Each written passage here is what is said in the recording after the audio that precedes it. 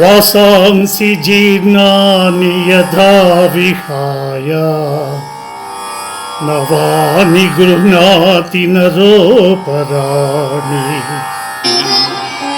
తథా శరీరాణి విహాయ జీర్ణ అన్యాని సంయాతి నవాని దేహి. మనుష్యుడెట్టు చిరిగిన వస్త్రమును వదలి నూతన వస్త్రములను ధరించును, అట్లే ఆత్మ జీర్ణమైన శరీరమును వదలి కొత్త శరీరమును ధరించుచున్నది.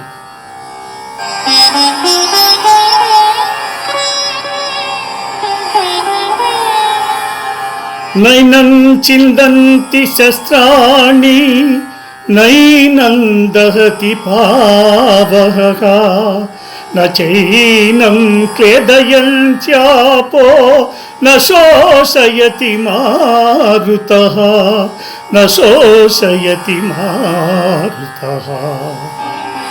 ఆత్మ నాశనము లేనిది. ఆత్మను శస్త్రములు ఛేదింపజాలవు, అగ్ని దహింపజాలదు, నీరు తడుపజాలదు, వాయువు ఆర్పివేయను సమర్థము కాదు. ఆత్మ నాశనము లేనిది. భగవద్గీత 5 మరియు 6 శ్లోకాలకు వ్యాఖ్యానం.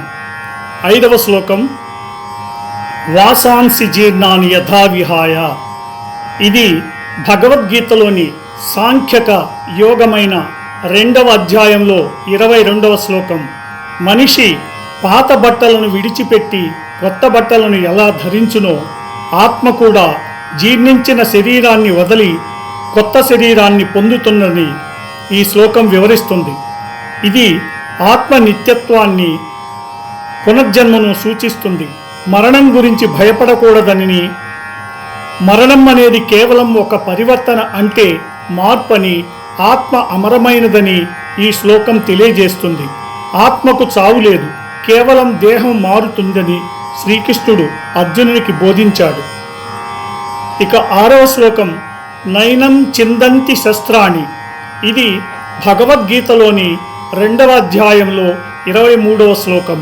అత్యంత సుప్రసిద్ధమైన శ్లోకం. ఆత్మ నిత్యమైనదని, అమరమైనదని దీని అర్థం.